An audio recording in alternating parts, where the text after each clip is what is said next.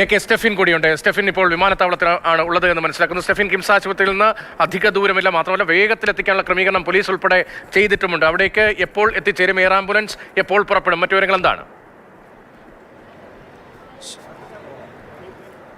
രതീഷ്, അല്പസമയത്തിനകം തന്നെ ഈ എയർപോർട്ടിലേക്ക് ആംബുലൻസ് എത്തുമെന്നുള്ളതാണ് മനസ്സിലാക്കുന്നത്. ഇപ്പോൾ ഏതായാലും പോലീസിന്റെ ഭാഗത്തു നിന്ന് എല്ലാ ക്രമീകരണങ്ങളും, ട്രാഫിക് ക്രമീകരണങ്ങളെല്ലാം തന്നെ ഏർപ്പെടുത്തിയിട്ടുണ്ട്. DCP അടക്കമുള്ള ഉന്നത പോലീസ് ഉദ്യോഗസ്ഥരാണ് ഇവിടെ അതിനു വേണ്ടുന്ന നടപടികൾ എടുക്കുന്നതിന് വേണ്ടി എത്തിയിരിക്കുന്നത്. ഒപ്പം തന്നെ നമുക്ക് ദൃശ്യങ്ങൾ കാണാം, പെട്ടെന്ന് തന്നെ വാഹനങ്ങളെല്ലാം കടത്തി ഒരു വശത്തേക്ക് വിടുന്നുണ്ട്. ആംബുലൻസിനും ഡോക്ടർമാരുടെ സംഘത്തിനും പെട്ടെന്ന് തന്നെ ഇങ്ങോട്ടേക്ക് എത്തി ഈ കാണുന്ന D1 ടെർമിനൽ, ഈ പ്രവേശന കവാടമാണ്, അതിലൂടെ പെട്ടെന്ന് തന്നെ കടന്നു പോകുന്നതിന് വേണ്ടി എല്ലാ ക്രമീകരണങ്ങളും ഏർപ്പെടുത്തിയിട്ടുണ്ട്. ഒപ്പം തന്നെ ഒരു വാഹനങ്ങളുടെ ഒരു തടസ്സം ഇവിടെ ഒന്നും ഉണ്ടാകാതിരിക്കാൻ വേണ്ടി ഇവിടെ വരുന്ന വാഹനങ്ങൾ എത്രയും പെട്ടെന്ന് തന്നെ പാർക്കിംഗ് ഏരിയയിലേക്ക് മാറ്റുന്ന കാഴ്ചയാണ്. അതിനും പോലീസ് ഉദ്യോഗസ്ഥർ അവിടെയുണ്ട്.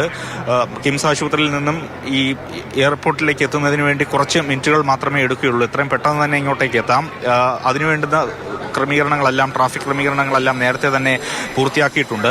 എയർ ആംബുലൻസും ഇവിടെ എത്തിച്ചിട്ടുണ്ട്. ഇതിന് തൊട്ടടുത്ത് തന്നെ, ഈ എൻട്രി പോയിന്റിന് തൊട്ടടുത്ത് തന്നെയാണ് എയർ ആംബുലൻസ് നിർത്തിയിട്ടിരിക്കുന്നത്. ഇവിടെ നിന്നും എയർ ആംബുലൻസിലേക്ക് കയറ്റിക്കഴിഞ്ഞാൽ ഏതാണ്ട് മിനിറ്റുകൾ കൊണ്ട് തന്നെ കൊച്ചിയിലെ ഹയാത്ത് ഹോട്ടലിൽ, അവിടുത്തെ ഹെലിപ്പാഡിലേക്ക് എത്തിച്ചേരാൻ കഴിയും. നമുക്കറിയാം, എത്രയും പെട്ടെന്ന് തന്നെ ശസ്ത്രക്രിയ നടത്തേണ്ടതുണ്ട്. ആ ശസ്ത്രക്രിയ പൂർത്തിയാക്കേണ്ടതുണ്ട്. അതുകൊണ്ട് തന്നെ എത്രയും പെട്ടെന്ന് ഇവിടുന്ന് എത്തിക്കാൻ വേണ്ടിയുള്ള ക്രമീകരണങ്ങളാണ് ഇപ്പോൾ തിരുവനന്തപുരം എയർപോർട്ടിൽ നടന്നുകൊണ്ടിരിക്കുന്നത്. അപകടത്തിൽ മരിച്ച 33 വയസ്സുകാരന്റെ ഹൃദയവുമായാണ് എയർ ആംബുലൻസ് കൊച്ചിയിലേക്ക് പ്രതീക്ഷയുമായി പറന്നുയരാൻ പോകുന്നത്. ഒരു ജീവൻ രക്ഷിക്കുക, ജീവിതത്തിലേക്ക് മടക്കിക്കൊണ്ടുവരിക എന്ന വൈദ്യശാസ്ത്രത്തിന്റെ വളരെ ശ്രമകരമായൊരു ദൗത്യമാണ്.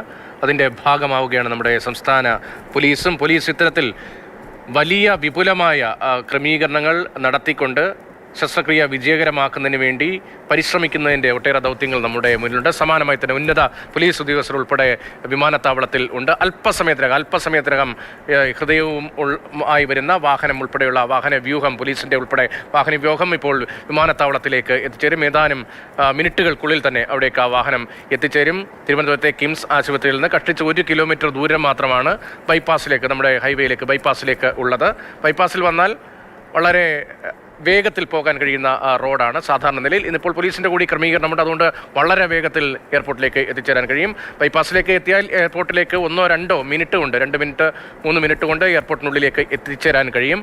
ആ ദൂരം അത്രയും വേഗത്തിൽ സഞ്ചരിക്കാൻ കഴിയുന്ന റോഡാണ്. അവിടെ പുതിയ പാലങ്ങൾ ഉൾപ്പെടെയുള്ള സ്ഥലമാണ്. കിംസ് ആശുപത്രിയിൽ നിന്ന് അല്പസമയത്തിനകം, ഒരു 5 മിനിറ്റായിരിക്കും പരമാവധി ഇപ്പോൾ കിംസ് ആശുപത്രിയിൽ നിന്ന് എയർപോർട്ടിലേക്ക് ഈ വാഹനം എത്തിച്ചേരാനുള്ള സമയം. അത്രയും വേഗത്തിലെത്താനുള്ള ക്രമീകരണം പോലീസിൻ്റെ ഉൾപ്പെടെ ഭാഗത്തുനിന്ന് ഉന്നത പോലീസ് DCP ഉൾപ്പെടെയുള്ളവർ അവിടെ ഉണ്ട് എന്നാണ് സ്റ്റെഫിൻ നൽകുന്ന വിവരം. അങ്ങനെ വലിയ വിപുലമായ ക്രമീകരണങ്ങളോടുകൂടിയാണ് ഒരു ജീവൻ രക്ഷിക്കുന്നതിന് വേണ്ടിയുള്ള, ശസ്ത്രക്രിയയ്ക്ക് വേണ്ടിയുള്ള വലിയ ഒരുക്കം നടക്കുന്നത്. എയർ ആംബുലൻസ് അല്പസമയത്തിനകം കൊച്ചിയിലേക്ക് പുറപ്പെടും. അവിടെ ഹയാത്ത് ഹോട്ടലിലെ ഹെലിപ്പാഡിൽ ഇറങ്ങും. ശേഷം ലിസി ആശുപത്രിയിലേക്ക് കൊണ്ടുപോകും. അവിടെയാണ് പ്രധാനപ്പെട്ട ശസ്ത്രക്രിയ നടക്കേണ്ടത്. റോഡ് മുറിച്ചു കിടക്കുന്നതിനിടെ അപകടത്തിൽപ്പെട്ട് മരിച്ച ഐസക്, അദ്ദേഹത്തിൻ്റെ ചിത്രവും നമുക്ക് കാണാം. അദ്ദേഹത്തിൻ്റെ ഹൃദയവുമായാണ് ഇപ്പോൾ തിരുവനന്തപുരത്തെ കിംസ് ആശുപത്രിയിൽ നിന്ന് ഡോക്ടർമാർ ഉൾപ്പെട്ട സംഘം ഇപ്പോൾ കൊച്ചിയിലേക്ക് പുറപ്പെടുന്നത്. എയർ ആംബുലൻസ് തയ്യാറായി നിൽക്കുന്നു തിരുവനന്തപുരം വിമാനത്താവളത്തിൽ. അതിനുവേണ്ടിയുള്ള പ്രത്യേക ക്രമീകരണമാണ്. AK സ്റ്റെഫിൻ തുടരുന്നുണ്ട്. സ്റ്റെഫിൻ, അല്പസമയത്തിനകം അവിടേക്ക് എത്തിച്ചേരുമല്ലോ. എയർ ആംബുലൻസ് തയ്യാറായി നിൽക്കുകയല്ലേ? എങ്ങനെയാണ് യാത്രയുടെ മറ്റ് ക്രമീകരണം? എത്ര സമയം കൊണ്ട് കൊച്ചിയിലേക്ക് എത്തിച്ചേരാൻ കഴിയുമെന്നതാണ് പറയുന്നത്?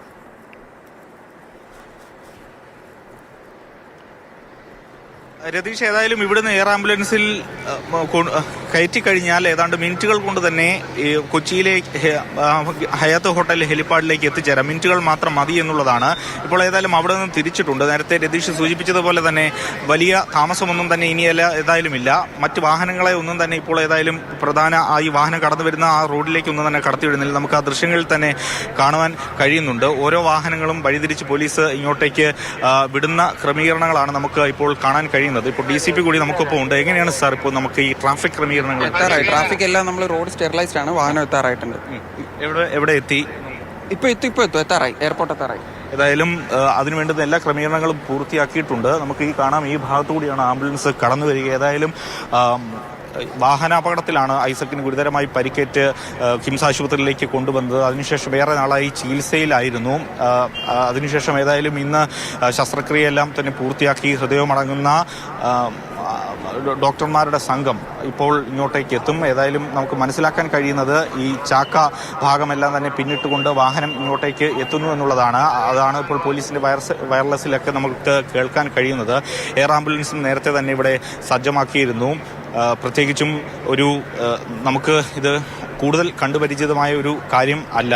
ഒരു വർഷം മുമ്പാണ് ഇത്തരത്തിൽ ശ്രീചിത്രയിൽ നിന്ന് ഒരു എയർ ആംബുലൻസിൽ കൊച്ചിയിലേക്ക് ഇത്തരത്തിൽ കൊണ്ടുപോയ ഒരു കാര്യം ഉണ്ടായിരുന്നത്. ഇത് കൂട്ടായൊരു പ്രവർത്തനം തന്നെ ഇതിന് ആവശ്യമാണ്. അതുകൊണ്ട് തന്നെ പോലീസിന്റെയും ഡോക്ടർമാരുടെയും എല്ലാം തന്നെ ഒരു കൂട്ടായ പ്രവർത്തനം, ഇന്ന് ട്രാഫിക് ക്രമീകരണം, അതോടൊപ്പം തന്നെ എത്രയും പെട്ടെന്ന് ആംബുലൻസ് ഇങ്ങോട്ടേക്ക് എത്തിക്കുന്നതിന് വേണ്ടിയുള്ള ക്രമീകരണം. നമുക്ക് ആംബുലൻസിന്റെ ആ ശബ്ദം ഇപ്പോൾ കേൾക്കാം.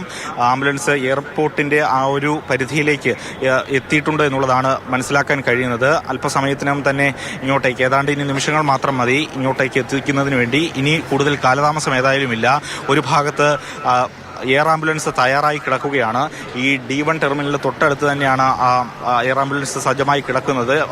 അകമ്പടി വാഹനം, പോലീസിന്റെ അകമ്പടി വാഹനം ഏതായാലും ഇങ്ങോട്ടേക്ക് എത്തിയിട്ടുണ്ട്. ട്രാഫിക് ക്രമീകരിക്കുന്നതിന് വേണ്ടി കുറേ പോലീസ് വാഹനങ്ങൾ ഈ ആംബുലൻസിന് മുന്നോടിയായിട്ട് ഉണ്ടായിരുന്നു. ആ വാഹനങ്ങളാണ് ഇപ്പോൾ നമുക്ക് കാണാൻ കഴിയുന്നത്. ആംബുലൻസ് അല്പസമയത്തിനും തന്നെ, ഏതാണ്ട് നിമിഷങ്ങൾ കൊണ്ട് തന്നെ ഇങ്ങോട്ടേക്ക് എത്തിച്ചേരും.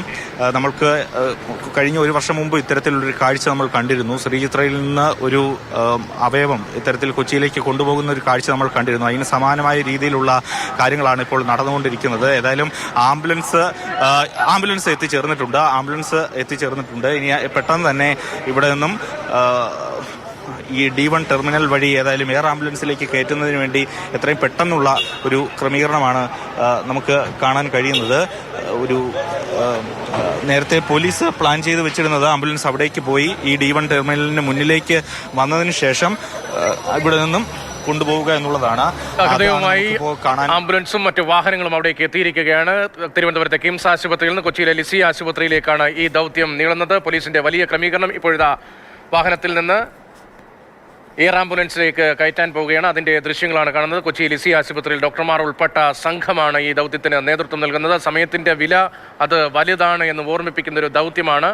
വലിയ ശ്രമകരമായൊരു ദൗത്യമാണ്. ആ ദൗത്യത്തിന് നമ്മുടെ പോലീസിന്റെ അവരുടെ ഉൾപ്പെടെ ക്രമീകരണത്തിന്റെ ഭാഗമായാണ് ഇപ്പോൾ ഹൃദയം വിമാനത്താവളത്തിലേക്ക് എത്തിച്ചേരുന്നത്. സ്റ്റെഫിൻ തുടരുന്നുണ്ട്. സ്റ്റെഫിൻ, ഇത് എയർ ആംബുലൻസിലേക്ക് കയറ്റാനായി അകത്തേക്ക് കൊണ്ടുപോകുന്നു. ഉടൻ തന്നെ എയർ ആംബുലൻസ് കൊച്ചിയിലേക്ക് പുറപ്പെടും.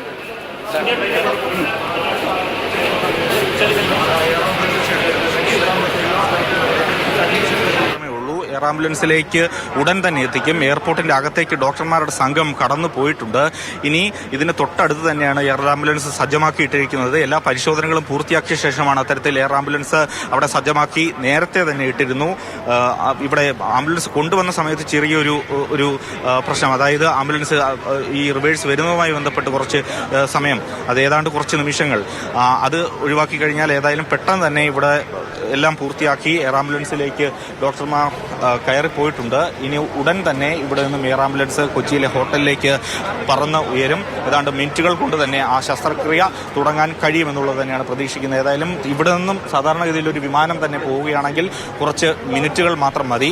ഏതാണ്ട് അരമണിക്കൂറിനും 1 മണിക്കൂറിനും ഇടയിലുള്ള ഒരു സമയം കൊണ്ട് തന്നെ എത്താൻ കഴിയും എന്നുള്ളത് തന്നെയാണ് നമുക്ക് പ്രതീക്ഷിക്കുന്നത്. അങ്ങനെയാണ് ചില ആളുകളോട് നമ്മൾ സംസാരിക്കുമ്പോൾ മനസ്സിലാക്കാൻ കഴിയുന്നത്. ഏതായാലും എല്ലാ നടപടിക്രമങ്ങളും പൂർത്തിയാക്കി വിദഗ്ധ ഡോക്ടർമാരുടെ സംഘം ഏതായാലും ഇവിടെ കടന്നു പോയിട്ടുണ്ട്. ഇതിന് തൊട്ടടുത്ത് തന്നെയാണ്, നമ്മൾ കാണുന്നതിന് തൊട്ടടുത്ത് തന്നെയാണ് എയർ ആംബുലൻസ് സജ്ജമാക്കിയിട്ടിരിക്കുന്നത്. അവിടേക്ക് നടന്ന് എത്തുന്ന ഒരു താമസം മാത്രമേ ഉള്ളൂ. അവിടെ എയർ ആംബുലൻസിൽ കയറി കഴിഞ്ഞാൽ ഏതാണ്ട് കുറച്ച് നേരം കൊണ്ട് തന്നെ ആംബുലൻസ് കൊച്ചിയിൽ എത്തിച്ചേരും, ശസ്ത്രക്രിയ നടത്തും. അങ്ങനെ ഒരു പുതു ജീവനിലേക്ക് ഐസക് ചുവടുവെക്കും.